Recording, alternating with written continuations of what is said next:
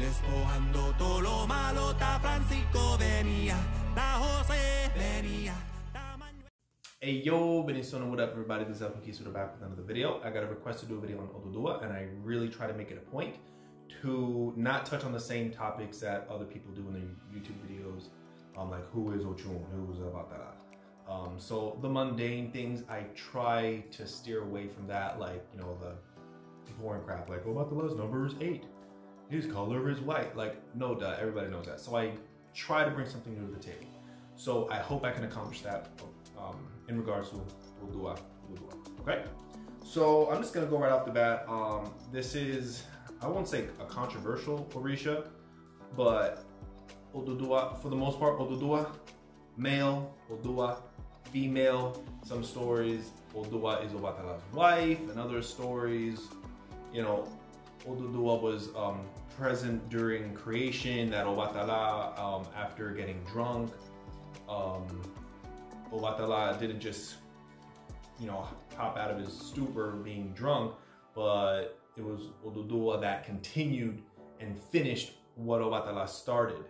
So there's just, you know, you got to talk to your elder about these things. Oduduwa, Odua. For the purpose of this video, I'm just gonna say Oduduwa. Okay. So let's continue. So Oduduwa, whatever, is associated with the celestial realm, the higher ups, the higher ups, that which is unseen, that which is dark, and silently watches over the affairs of the world, while Obatala is closer to the earth and supervises humanity in a more direct way, in things that are more mundane. Mundane not being a bad word, but more everyday things. Oduduwa is not crowned direct. When a person's head is marked for Oduduwa, they get crowned Obatala. Yeah, so Oduduwa is like super duper high up there on the totem pole.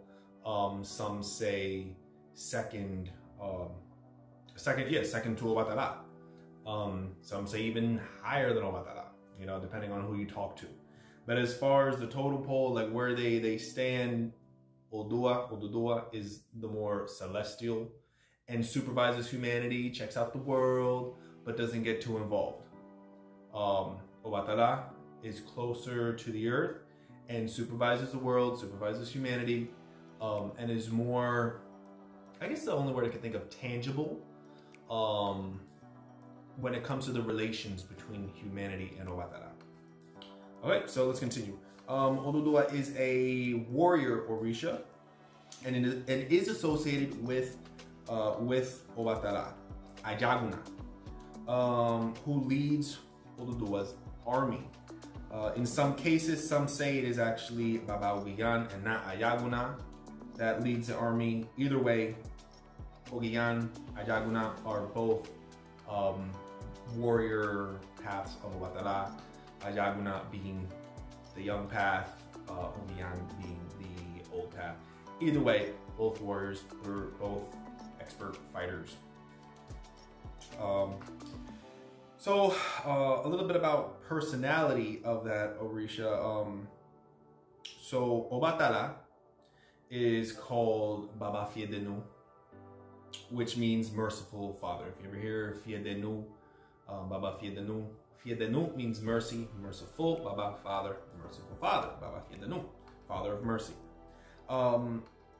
Oduduwa is not.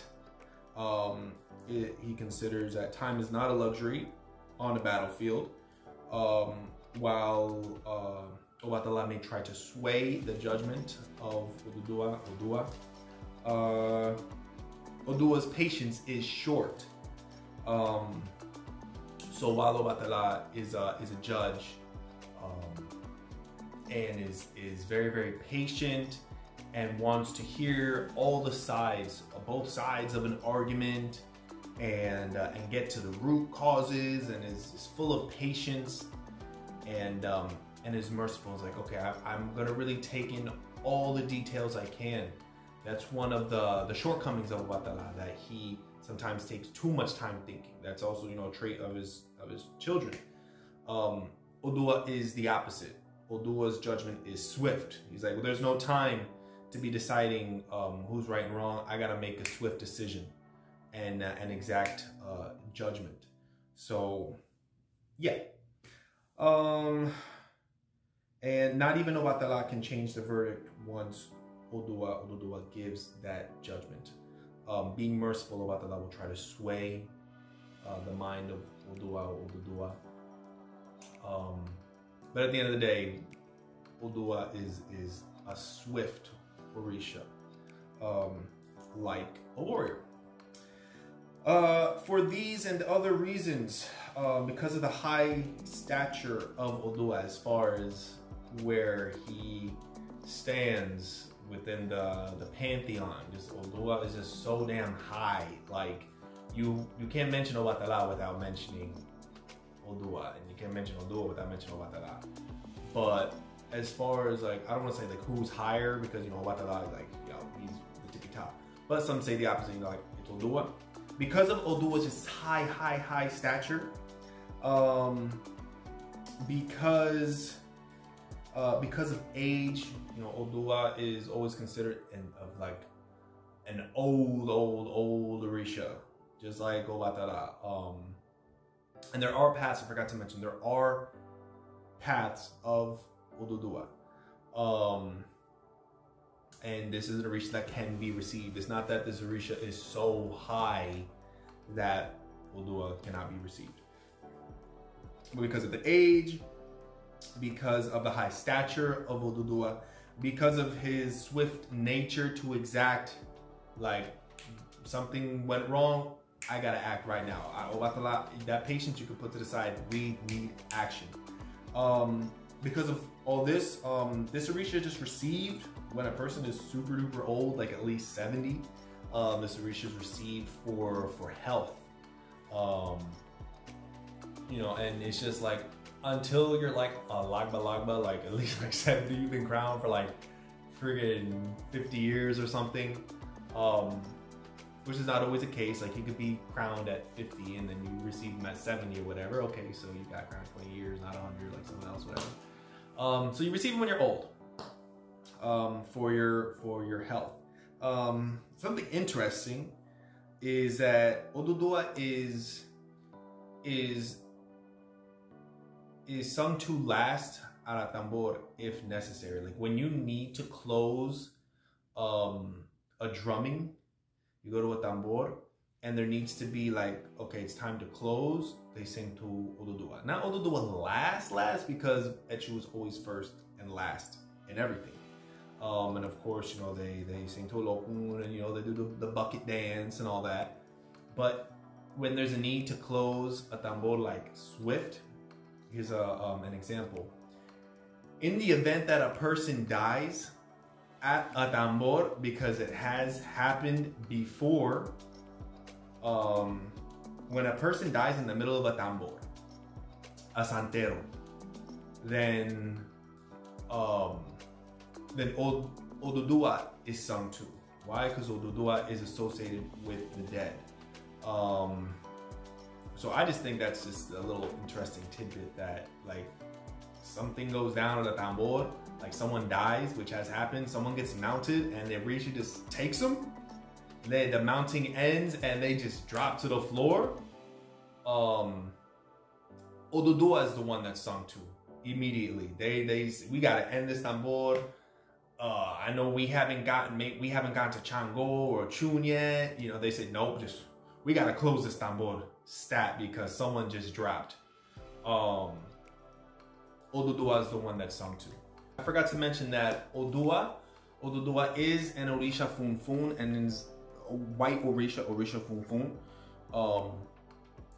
Oduduwa, like Ochun, like Ochosi, like Oke, like Ogan, is Orisha Funfun, is in the white court. The instance in which a person receives Oduduwa and they're not 70, friggin' you receive, like my madrina said, she said a person receives Oduduwa when they're like 101 years old. But you know, it's for your health. Is in the event that Oduduwa is your parent Orisha. Example. So let's say your crown is, let's say, Ayaguna. Obatala, Ayaguna, a young Obatala. And it comes out that your mother is also Obatala. And they ask, okay, is it Obanla? No. Okay. Is it Ochanla? Yes. Okay, it's been marked. Your mother is Obatala Ochanla. Your mother and father Obatala. Which does happen. It's pretty dope. Ochanla is a path of Obatala that usually would not be given unless or until a person is old. Same thing, like, yes, I'll stick to there. So instead of that person waiting until they're super old to receive that path of Obatala until they're old for health reasons, that person shouldn't be without their parent Orisha. So they will receive it. If it's a friggin' child that's crowned for health reasons and it comes out that their mother in Santo is Obatala Onchala, well then that kid, before friggin' 10 years old, whenever, is gonna have a path that other people wouldn't have until they're 70 years old. Okay? So just an interesting tidbit right there. I hope y'all enjoyed the video. I hope it brought something different to the table as opposed to the same old that you can just read on like Orisha websites and stuff. Okay? Peace.